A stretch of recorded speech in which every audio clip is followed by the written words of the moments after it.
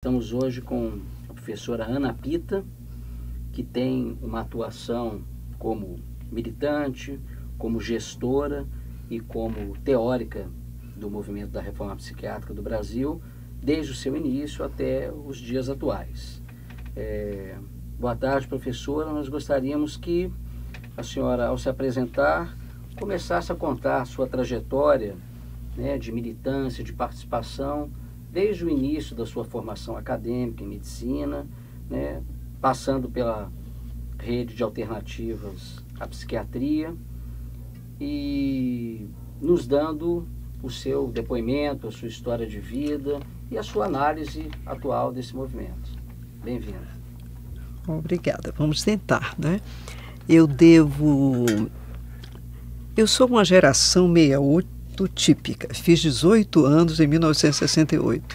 E por isso eu vou falar um pouquinho de antes, porque a ditadura militar no Brasil foi uma tragédia, mas teve também seus frutos. Porque é aquilo que eu falo, criou-se um inimigo comum. Nós somos... Em 1964 eu tinha 13 anos. Obviamente que era uma porra louca, como todos os meninos, sonhadora, como todos os meninos de 13 anos. Mas já estudava em escolas públicas, e as escolas públicas, nesta época, exerceram uma função muito importante no país, em termos de aglutinar, de reunir estudantes, de criar um contingente grande de pessoas que iam às ruas, tomavam porradas, corriam da polícia, sem saber muito bem porquê, mas suficientemente provocadas para buscar entender o que estava se passando. Então eu estudei, eu sou filha de um pedagogo e de uma dona de casa muito simples, e estudei sempre em escolas públicas, e nessas escolas eu fui justo seguindo uma certa trajetória de inquietudes. Primeiro, no curso de ginásio, participei do movimento secundarista, mas meio como massa, como seguindo os líderes locais.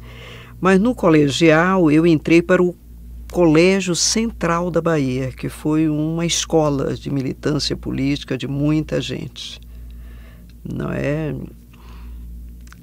Nos anos 60, quer dizer, 64 foi uma coisa em que apenas os professores, os intelectuais, Capinã, Evalpina Ribeiro, foram as pessoas que foram presas. Mas 68 foi um ano de grande recrudescimento, e eu estava já no colegial, e isso foi uma importante escola política. E como militante do movimento secundarista, conheci muitas lideranças. Na época das prisões, visitávamos essas pessoas nos seus... Fui testemunha de defesa do Zé Sérgio Gabrielli, que hoje está meio atrapalhado aí com as coisas da Petrobras, mas que foi uma pessoa de grande solidez política a essa época. Então, para não fazer muita história, o problema dos velhos é essa memória, aí farta. Eu vou passar para a Faculdade de Medicina. Então, eu sou de uma época que estudar em escola pública era passaporte para você passar em vestibulares bem. Não precisava fazer cursinhos, não havia essa exclusão de estar numa escola privada para ter chance de acesso a uma boa universidade. Então entrei na universidade pública, e aí tinha já até porque tinha uma boa potência vocal, enfrentava professor, e naquela ocasião houve uma certa mudança, quer dizer, para você militar numa faculdade, você tinha de ser bom aluno, não podia... E tinha de fazer a sua militância sem demonstrar muito o que estava sendo, para que isso não gerasse prisão e não realmente um trabalho político mais consequente. Então, por força disso e porque todos os diretórios, 68 foi brutal, né? Todas as expressões de organização estudantil foram inibidas, os diretórios acadêmicos todos fechados. Então, tínhamos pequenos espaços de representação estudantil na Faculdade de Medicina da Bahia, que era que foi um núcleo importante de organização política, de enfrentamento da milícia, do Toninho Malvadeza, enfim, era um núcleo importante. Medicina, direito e administração também eram polos interessantes. A educação um pouco, filosofia. Então, a essa época, eu fui representante de alunos na congregação e no conselho departamental, que era o que era instituído, mas fui recrutada para ser membro de um partido comunista clandestina, não é? Uma representante clandestina, toda a representação não é estudantil nas suas diferentes organizações eram clandestinas. E isso para mim foi uma escola especial. É ali que estudava os manuscritos econômicos, filosóficos. Marx era estudado ali, não é? Apesar de estar fazendo medicina.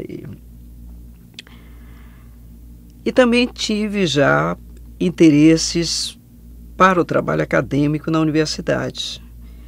E os meus professores mais interessantes eram também pessoas de esquerda, militantes. Então foi um caldo de cultura interessante. E aí se juntaram essas ideias, né, de luta pela liberdade, por uma sociedade mais justa socialmente, com escolhas profissionais. Então, saúde mental, a vida psíquica das pessoas entra nesse momento. Talvez nas minhas próprias maluquices, inquietudes e esses professores. Então, desde o terceiro ano de medicina que eu estou na universidade, como monitora de psicologia médica, depois psiquiatria, fazendo pesquisas em manicômios, né? O primeiro inquérito de população internada em psiquiatria na Bahia, fizemos aliás, uma observação. A essa época, a Bahia exercia nacionalmente o movimento da psiquiatria baiana, era uma coisa também bastante vital, que desapareceu com o tempo. Hoje eu volto à Bahia e tenho muita dificuldade de encontrar parceiros mais inquietos, mais aguerridos para o enfrentamento de situações que ainda não estão boas lá. Embora tenha encontrado alguns professores que estão lá, ou pessoas da rede que têm sido bons parceiros. Alguns deles também militantes do mesmo partido da época. Então, Domingos Coutinho, Jordão, Gurgel. Mas aí fizemos o que foi possível na Faculdade de Medicina e chegou o tempo de... Mas é isso que eu queria, que eu achei interessante, é que você articular. Havia uma pedagogia democrática, quer dizer, as pessoas tinham um inimigo comum, tinham de lutar contra isso, tinham de fazê-lo não ostensivamente, tinha de... Enfim... Havia antropofagias dos diferentes grupos políticos, mas havia também um quê de solidariedade, de superação, de estar juntos. Por exemplo, eu era militante de um partido, não sei nem se meus colegas sabiam, mas na hora que havia uma eleição, todos se juntavam para eleger aquela pessoa, e aquela pessoa era eleita, depois tomava porrada porque não tinha conseguido exatamente tudo que era almejado, mas vai assim. Mas aí chega o momento final do curso. Assim, isso se confunde também com escolhas amorosas, com escolhas de modos de habitar, não é? Então eu casei com o meu melhor amigo e colega no 2º ano de medicina, separei no 6º, e durante esse período, embora fôssemos todos de classe média, alguns até de classe média alta, moramos numa comunidade, que foi também um local muito interessante. Éramos amigos do Caetano, do Veloso, íamos passar as festas com a canoa em Santo Amaro, e naquela casa que morávamos, redigíamos boletins, recebíamos a Voz Operária, fazíamos várias iniciativas. 3 deles eram editores da Tribuna da Bahia, que tinha chegado lá naquela época com Hamilton de Almeida. Então, havia um caldo de cultura democrática, participativa. E é deste modo que eu saí da Bahia, porque não tinha espaço para trabalhar lá, nem a universidade, que se tornou mais conservadora. Os professores mais arrojados foram caçados ou foram afastados. Aliás, conseguimos até fazer uma greve para que um deles, que era apenas um patologista de chagas importantes, Hilton Andrade, voltasse ao curso, porque era tido como comunista. Estudar patologias regionais era uma coisa proibida. E durante o período que eu era representante, fizemos essa greve e ele retomou o trabalho. Mas eu estava falando que aí eu faço um concurso de residência em São Paulo, na USP, onde depois eu voltei para ser professora e tive de explicar por que optei por ficar no Rio de Janeiro. Eu fiz também aqui no Rio de Janeiro, naquela ocasião, um concurso de residência em saúde mental, o primeiro residência em saúde mental, e como eu já não queria fazer psiquiatria e sim saúde mental, fiquei aqui no Rio de Janeiro. Mas ainda quem fez a minha entrevista foi o Loiello, e ele me convenceu que a grande revolução da psiquiatria aconteceria em Engenho de Dentro e não aqui no Pinel e na Urca, que era um bairro mais próximo, mais agradável, mais fresquinho, né? Então fomos todos para Engenho de Dentro. Estava comentando o calor que está fazendo aqui agora, eu me lembrei daquela época que era Engenho de Dentro, era o caldeirão do inferno. Eu ganhava muito pouco dinheiro, provavelmente tinha de morar lá, no próprio hospício, para poder fazer a gestão. Mas aí uma amiga me convidou para vir morar aqui em Humaitá, em frente ao Ceasa, que estava também inaugurando naquela época, vendia só verdurinhas que eu comprava para fazer minha comida, e cheguei aqui. Foi um ano, né? Deixei São Paulo, vim para cá, e foi um ano importantíssimo, 1975. Fizemos dentro de Engenho de Dentro, fizemos o que uma rede articulada, vamos voltar a falar de rede lá adiante, poderia se fazer. Integrávamos o pronto-socorro, o ambulatório, a unidade de enfermaria, tínhamos personagens interessantes, Benilton Bezerra, como estudante de medicina. Ele é um estudante de medicina tardio, né? Ele fez direito antes. Tinham muitas pessoas, João Ferreira estava lá, muita gente legal, que pôde fazer um trabalho de enfrentamento ao Leonel Miranda, o ministro da ditadura militar e dono do Dr. Eiras de Paracambi, o maior manicômio da América Latina, a ponto de, no metade do ano, tínhamos 300 vagas em Paracambi, porque a porta de entrada era o Gustavo Riedel, era por lá que entrava todo mundo. E lá a gente questionava, discutia com famílias, convencia, havia uma crença genuína, havia uma certeza ética que o certo, o justo era lutar pelo respeito à liberdade daquelas pessoas. E isso, olha, E havia uma articulação entre pessoas que vinham de todas as partes do Brasil, mas que tinham em comum e tinham uma liderança. Tenho de admitir que o Loyola era bastante presente. Naquela ocasião, o Jurandir Freire Costa estava voltando da França e era também, enfim, tínhamos Em 75 muita coisa aconteceu. Nise da Silveira, que eu conheci, me convidou para trabalhar na Casa das Palmeiras. Eu fui médica da Casa das Palmeiras logo no início. E no meio do ano teve um congresso de psiquiatria e neurologia em Brasília, que ainda estava realmente começando. Tinha uma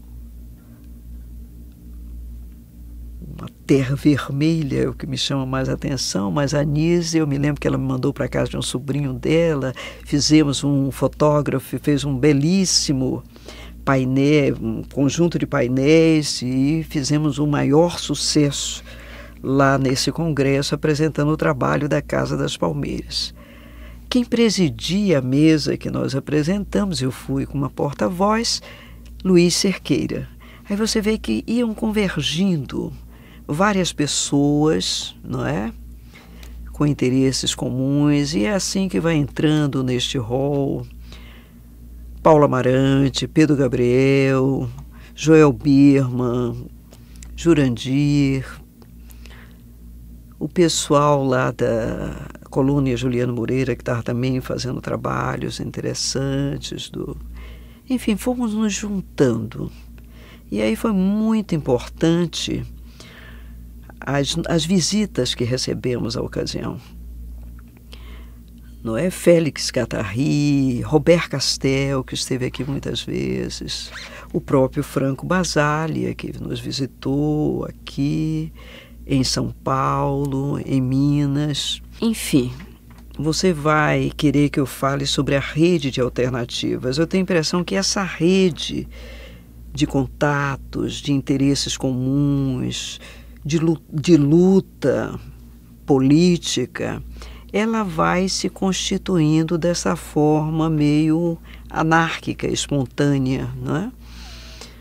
Eu passei aqui no Rio um ano e fizemos o que foi possível, até porque a minha residência acabou, o ministro acabou com a residência no metade do caminho, e por outras razões, incluindo amorosas, eu fui para São Paulo.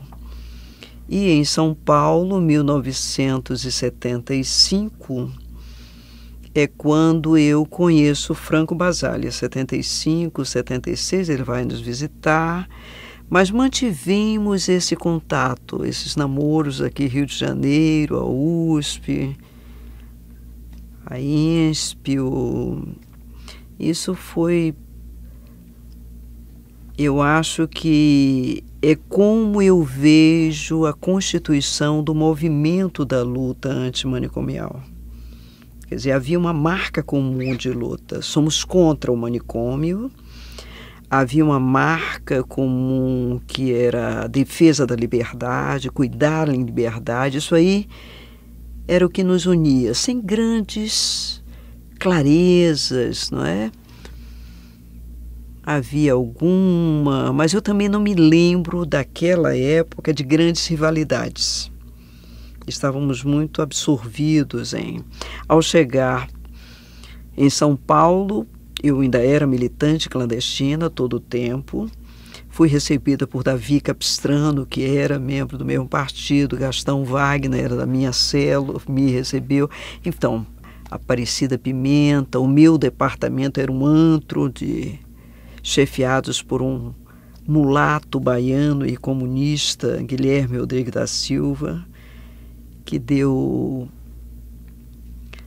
O SEBS nasceu lá no departamento, né, da medicina preventiva, porque essas pessoas, o Luiz Cordone, estavam todos fazendo pós-graduação.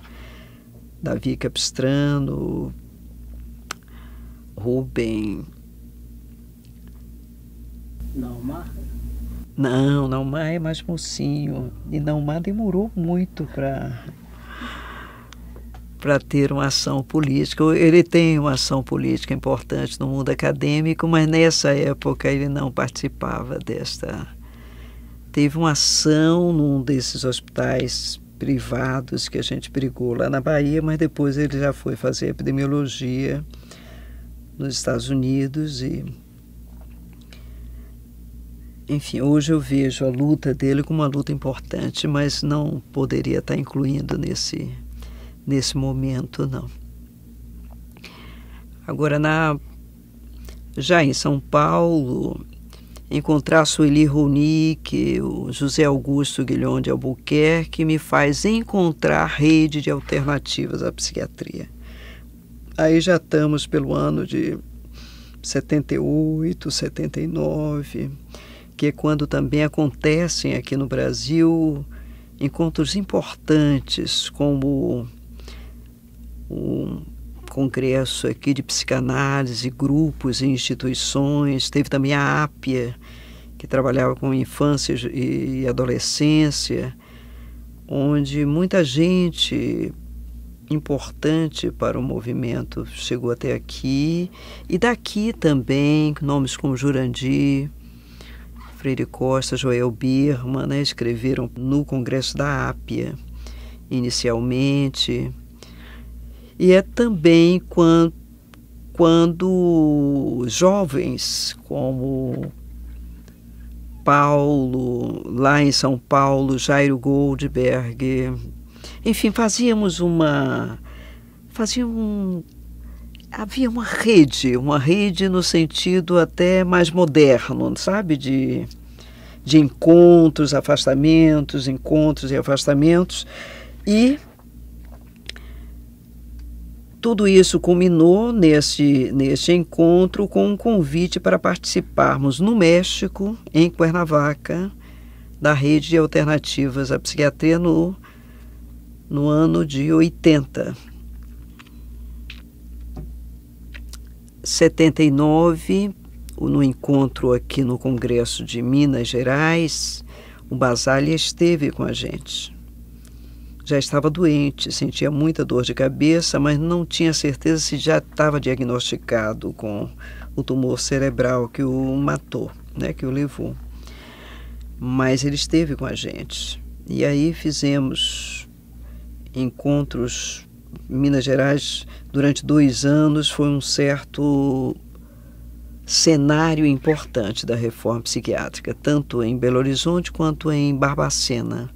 Dona Pita acabou que entrou harmonicamente já no terceiro bloco, né? E além de agradecer a sua participação, caso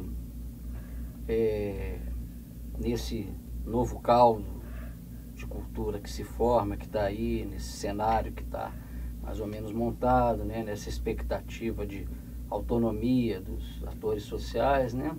Você destacaria alguma análise teórica, mais conjuntural desses novos tempos? Será que existe alguém que esteja fazendo alguma reflexão mais conjuntural, construindo esse debate atualmente? Muitos. Além de você própria, é claro. Não. Apenas nessa idade eu já não autorizo aqueles que chegaram para nós, que foram extremamente úteis, mas que alguns, inclusive, já não estão conosco, né? Tem muita gente que está fazendo doutorados, mestrados. Eu não vou citar para não ser injusta, mas eu tenho lido nesse lugar que eu estou, não é? Eu continuo, apesar de aposentada na USP, estou agora na Universidade Católica, num programa de políticas sociais e cidadania, e tenho tido chance de avaliar muitos trabalhos muito densos, porque durante algum tempo a gente ainda teve de tolerar isso, que a política dos manicomialistas, que CAPES, uma coisa sem avaliação, quem avaliou essas políticas? E hoje, olhando em qualquer indexador, você vê N trabalhos de avaliação de serviços residenciais terapêuticos, de cooperativas de trabalho, de inclusão de cultura e arte no meio, na atenção ao cuidado. CAPES, então, temos N trabalhos, N autores. Porque, e mais ainda, como o Sistema Único de Saúde no Brasil e a reforma psiquiátrica ter mais de 2.500 CAPs implantados, não é país nenhum que tem isso, não. Nem os Estados Unidos, que naquela reforma quis ter dos 2.000 centros de saúde, conseguiu fazer isso, parou no meio do caminho. Então a Itália não tem, a Inglaterra não tem. Então o Brasil é em si um desafio. E tem muitos autores nacionais que estão podendo refletir essa realidade. Agora, eu não poderia estar citando, exceto se eu falar nos nossos amigos aqui comuns, mas eu prefiro usar essas últimas palavras para estimular esse pessoalzinho que está fazendo especialização, que está saindo de serviços para se habilitar, mestrados, mestrandos, doutorandos, que estão podendo debruçar-se sobre essa realidade. Tem vários núcleos, eu tenho acompanhado o grupo de Campinas lá, não é, com a Rosana, e tenho me encantado. Aqui mesmo, aqui tem vários, de vez em quando eu venho aqui e venho com muito prazer.